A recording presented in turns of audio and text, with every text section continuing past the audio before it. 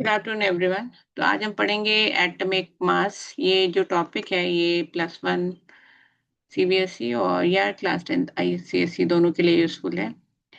तो atomic mass का मतलब होता है एक एटम का मास। एक एटम का मास जो कि एक एटम हमको पता है कि बहुत स्मॉलेस्ट पार्टिकल ऑफ मैटर है। तो एक एटम का मास बहुत ही कम आता है। सपोज हाइड्रोजन के एक एटम का मास है 1.672 इंटू 10⁻24 ग्राम, जो कि बहुत स्मॉल है। तो इसके लिए एक gram is a bigger unit. ग्राम में इसको एक्सप्रेस नहीं कर सकते।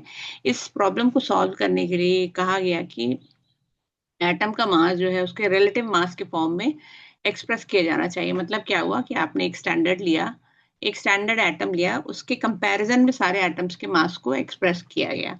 तो अभी ग्राम यूनिट हम यूज नहीं कर सकते थे कि तो एक नया यूनिट यूज किया गया, उसको कहा गया एटॉमिक मास यूनिट, एएमयू। तो एएमयू या इसको यूनिफाइड मास भी कहते हैं।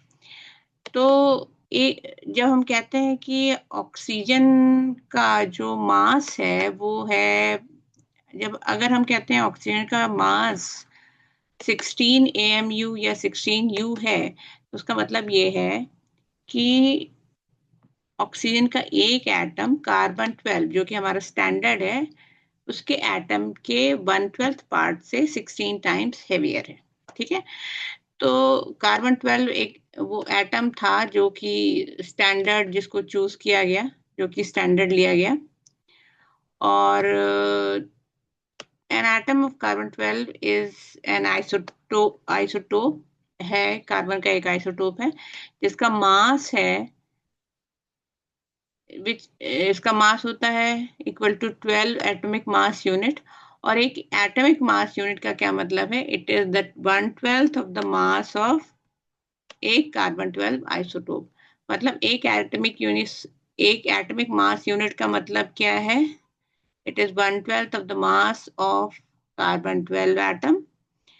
और अगर हम किसी का भी मतलब इससे कंपैरिजन में हम किसी भी एटम का मास एक्सप्रेस कर रहे हैं तो वो मास होगा उसका रिलेटिव एटॉमिक मास। तो रिलेटिव एटॉमिक मास किसी भी एलिमेंट का क्या होगा? Mass of one atom of the element divided by 1/12 of the mass of one carbon 12 जो कि है 12 ग्राम। तो 1/12 into 12 that is equal to 1। तो इससे कंपैरिजन में हमने उसको एक्सप्रेस किया।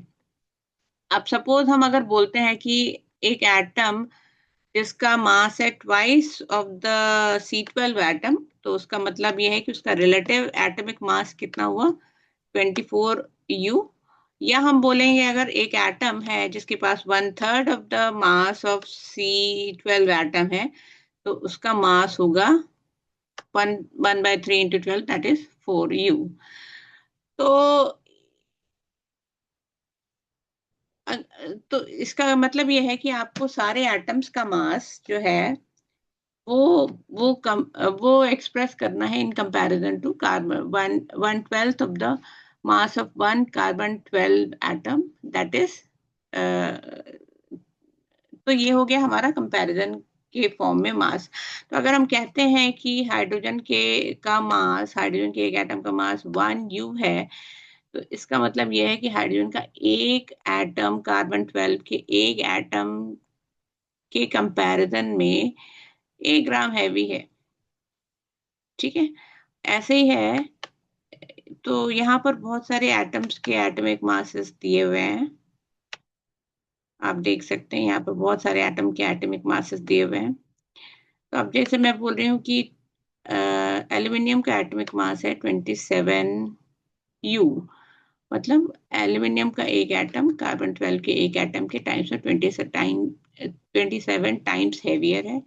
या आर्गन का अगर है atomic mass 39U, that means argon का एक एटम कार्बन 12 के एक एटम के टाइम के कंपैरिजन में 39 टाइम्स हेवियर है।